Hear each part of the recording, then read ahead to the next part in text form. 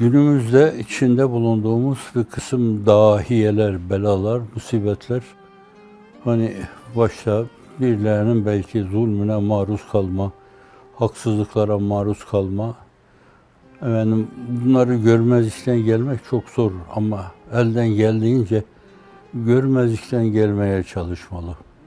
Meseleyi Allah'a havale etmeli. Allah adili mutlaktır. Falan size şunu yaptı, filan size şunu yaptı. Kalkıp böyle herkese kendinize göre bir ceza vermeye kalkarsanız, bence yerinde olmaz o bir kere. Siz o cezayı veremezsiniz.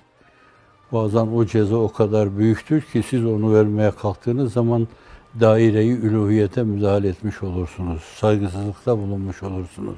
Herkes karakterinin gereğini sergiler. Karakteri kötülüklere açık bir insan zorla böyle iyilik yaptırtamazsınız. Bir kere yaptırsanız bile bir başka zaman yine karşınıza kötülük duygularıyla çıkar. Bir defasında belki insanca davranır. 10 defa karakterine göre hareket eder.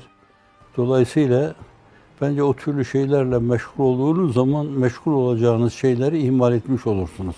Bu türlü böyle dünyaya ait dertler olan şeylerle çok meşgul olmamalı. Derdi dünya olanın dünya kadar derdi olur. Bence dünyaya ait hiçbir meseleyi dert edinmemek lazım. Nasıl olsa gelip geçicidir bunlar. Onlara ehemmiyet verir, onları gözünüzde büyütürseniz bence altında kalır, ezilirsiniz onların. Elden geldiğince o mevzuda temkinli olmalı ve görmezlikten gelmeli onları. Karakterlerinin gereğini yapıyorlar. Kullun ya'malu ala şakileti aleykum enfusekum. Kendinize bakın diyor Kur'an-ı Kerim yine.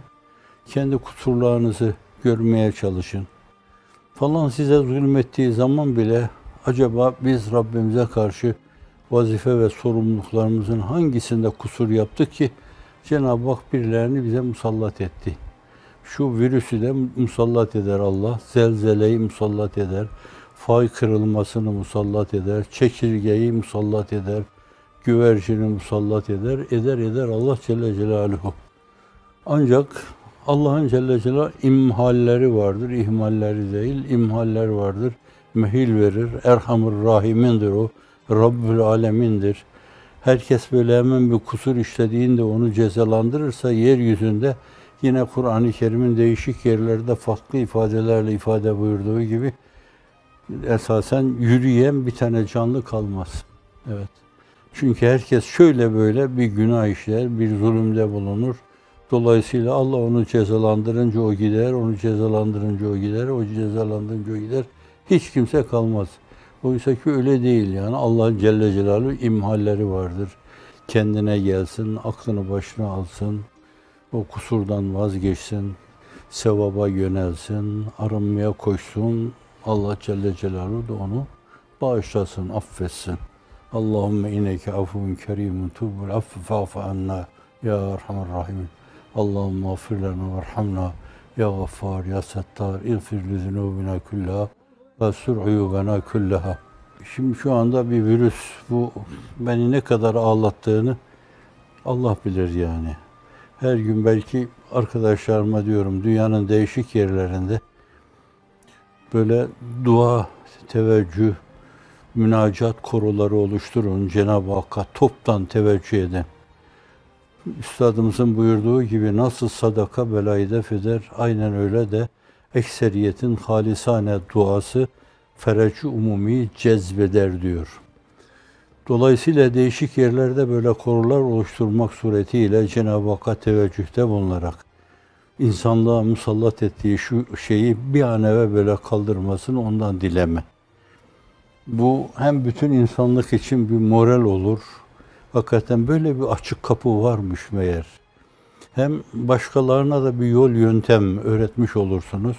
Bakın yani şimdi Yahudi, Hristiyan, değişik Hristiyanlığın değişik mezhepleri, Yahudilerin değişik mezhepleri filan. Sizin arkadaşlarınızla değişik yerlerde secdeye kapanıyorlar, dua ediyorlar. Allah'ım insanlığı bu dahiyeden, bu beladan, bu mesaipten halas eyle diyorlar yani. Cenab-ı Hak size bir başka yolla bir sevap kazandırıyor. Bunu yapmak suretiyle sevap kazandırıyor. Bu da hem böyle 3 aylarda başladı yani. Recep, Şaban, Ramazan işte geldi. Ramazan geldi dayandı ama devam ediyor. Farklı versiyonları onun arkadan gelecek filan diyorlar bazılarına göre. Efendim mutasyonlarla böyle değişikliklere uğrayarak farklı bir değişiklikle yeniden karşınıza çıkacak. Bu defa farklı şekilde esasen sizi tırpanlayacak hafizanallah, yere serecek. Efendim bütün bunlar karşısında o kuvve-i kahireye, bahireye, irade-i şamileye, muhiteye teveccüh etmeden başka çareniz yok. Cenab-ı Hakk'a teveccüh edeceksiniz. Allah'ım sağ ol bunları falan diyeceksiniz. Bu türlü bela ve musibetlerde antiparantez arz ediyorum. Elden geldiğince insan her şeyi kendinden bilmeli. Yani niye bu bela musibetler geldi? Benim yüzümden olabilir. Ben Cenab-ı Hakk'ın bana lütfettiği o imkanları tam yerinde rantabl olarak değerlendirmedim. Onun için Cenab-ı Hak beni bu türlü şeylerle yeniden bir arınmaya sevk ediyor. Aklını başına topla. Bak ben varım diyor burada. Yoksa böyle belalar ve musibetler geldiğinde falanların yüzünden geldi. Bak onlar da işte burada kıvranıyorlar falan.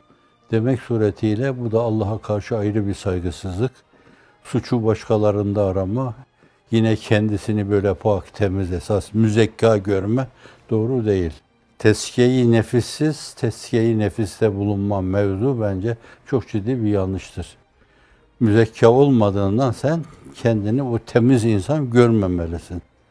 Müzekka olma mevzu da tabii bu ayrı işte o büyüklere mahsus bir şey. Bize aşan bir konu. Antiparantez dedim. Hani günümüzde, bu günlerde yaşadığımız günlerde bu türlü şeyler de, mülahazalar da çok önemli.